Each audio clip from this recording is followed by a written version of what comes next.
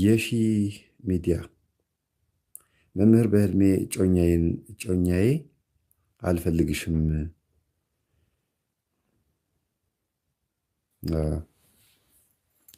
አልፈልግሽም ድጋሚ በአንቺ መጎዳት አልፈልግም አለኝ ይላል። አይነ ጥላው ነው። ድጋሚ በአንቺ መጎዳት አልፈልግም የሚለው መጀመሪያ የሚያጣላችሁ እንግዲህ መጀመሪያ ተጣልታችሁ ነበረ ማለት ነው። ድጋሚ ካለ መጀመሪያ ተጣልታችሁ ነበረ። ስለዚህ በአንቺ መጎዳት አልፈልግም ካለ መጀመሪያ የሚያጣላችሁ ከሱ የመጣው መንፈስ አንቺ ጋር ያለው ነው። ድጋሚ አትጉጂኝ እያለ ያለው አይነ ጥላዋ እሱ ጋር ያለችው ሴት ዛሬ አይነ ጥላ መጀመሪያም አትፈልግሽም አባራሽ ነበረ። አሁንም ታርቀሽ እንደምንም ብለሽ ስትመለሺ የምትገፋሽና የምታባርሽ እሷ ስለሆነች ጸልይለት፣ በክርስትና ስሙ ስገጅለት ማለት ነው። በህልሜ ወርቅ ሀብል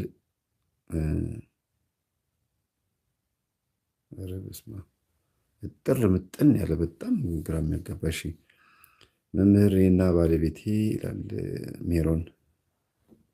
ይሄ ቅድም አንብቤዋለሁ። እሺ አለፍ ኮፒ ፔስት ስለምትሉት በጣም እንትን ይላል። ለዚህ ነው ማልፈው። ቅዱስ ሚካኤል ልጅ የሚባል ዩቲዩብ በህልሜ ትልቅ ሜዳ ነው። ሜዳ ሲሄድ ከወንድሜ ተው እባካችሁ ፊደል አስተካክላችሁ ጻፉ። ከወንድሜ ጋር ነበርኩ ለማለት ነው። ወንድሜ ቀድሟ። እሺ አልፌዋለሁ። ፊደሉ በጣም ግራ የሚያጋባ ነው። ምንም ነገር ግራ ያጋባል። እሺ በህልሜ ያየሁት አንድ ደረቅ ቦታ ላይ ነበርኩኝ ይላል ቡኤል ቲዩብ። እንዴት ነው ቡኤል ቲዩብ? ምን ማለት ነው ቡኤል? እስቲ ባካችሁን አስረዱኝ። ቡኤል ቲዩብ የሚባል ሰው ለምን ቡኤል አልሽው? ይታየኛል፣ ፊደል አልተሳሳትኩም። በጣም ይገርማል። ቡኤል ቲዩብ በፍጹም አይባልም።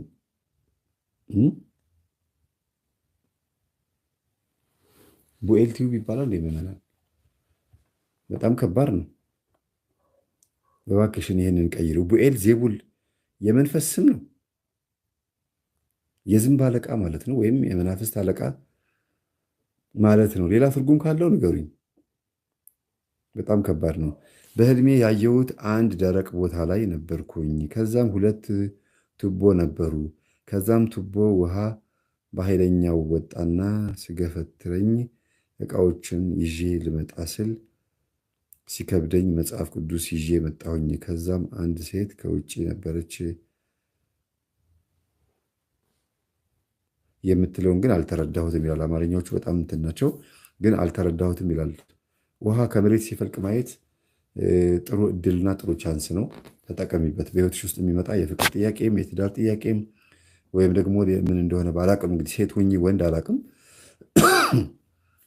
ጥሩ እድል አለሽ። ግን የዩቲዩብሽን ስም ቀይሪ። በጣም ከባድ ነው። እንደ ጥሩ ትርጉም ኖሮታል ቢባልም ቡኤል የሚታወቀው በቡኤል ዜቡል ነው። እኔ በህልሜ አያቴ ቤት ስፔስ የሚባል ነገር እኮ ይነካል። ቤተሰቦቼ ስፔስ የለውም። እኔ ብላችሁ ስፔስ ማድረግ ነው። በእያንዳንዱ አረፍተ ላይ ቃላት ላይ ስፔስ ይደረጋል። በጣም ግራ የሚያጋባው። እሺ መምህር ይመስለኛል ብላ የጀመረችው ወለተ ኢየሱስ አክስቴ ናት። አሁን ቆርባለች እና መጥታ ቦርሳዬን ትፈትሻለች። እኔም ወይኔ ወርቄን ብዬ እየሮጥኩኝ እቀማታለሁኝ። እሷም ብርሽንና ወርቅሽን ልወስድ ተልኬ ነው የመጣሁት ትለኛለች። ስትወስድብኝ በእጇ የያዘችው ረዥም ወረቀት የተጠቀለለ ነው እና ከደረቴ ቁጭ ብላ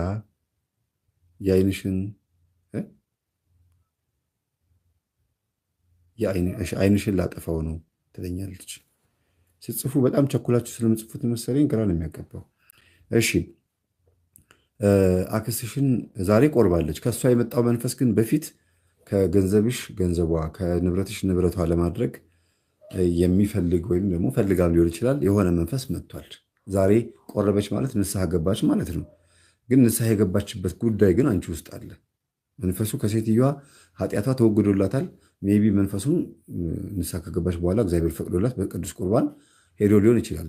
ያ መጀመሪያ ግን ንስሐ ከመግባቷ በፊት አንቺ ላይ ያደረገችው ጉዳዩ ግን አንቺ ጋር አለ፣ መንፈሱም ጉዳዩ።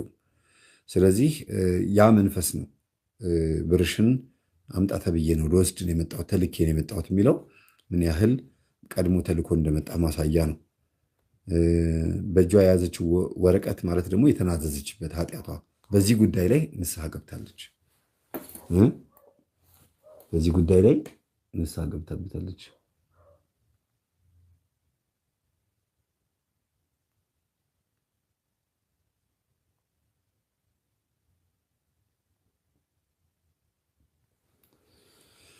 በጣም ብዙ ሰው ነው እየጻፈ ያለው። እንዴት አድርጌ እንደምንጨርሰው አላውቅም።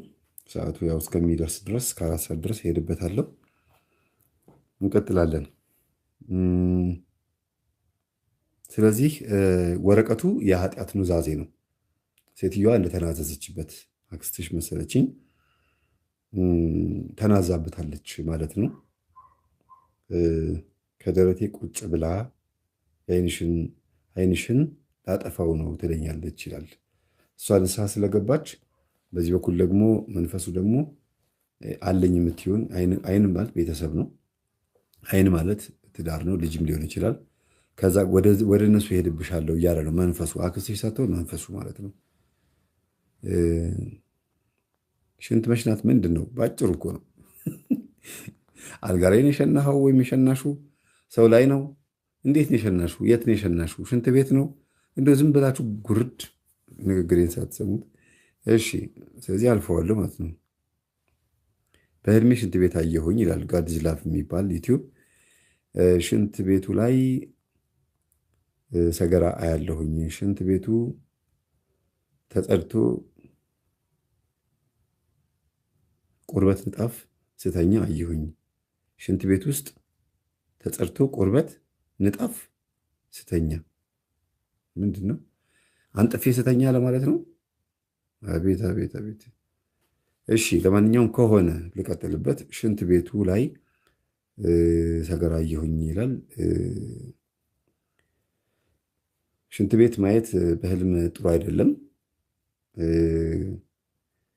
የጸዳ ሽንት ቤት ቢሆንም ባይሆንም እዛ ቦታ ላይ መተኛት አንድ በህይወትሽ ውስጥ ትንሽ የምታሳልፊው የሆነ መከራ አለ፣ የሆነ ችግር አለ። በቃ የግድ ሆኖብሽ ልታሳልፍ የሚገባሽ አንድ ጉዳይ አለ እና ታገሺ። አንድ እስኪያልፍ ያልፋል የሚባል አንድ ጉዳይ ይመጣብሻል ማለት ነው። ያልፋል፣ እስኪያልፍ ያልፋል የሚባል ነገር አለ እና ተቋቁመሽ ለፊው ማለት ነው።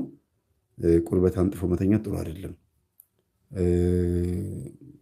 በህልም በተለይ የሆነች ነገር አንጥፎ መንገድ ላይ ወይ የሆነ ጫካ ውስጥ መተኛት ጥሩ አይደለም።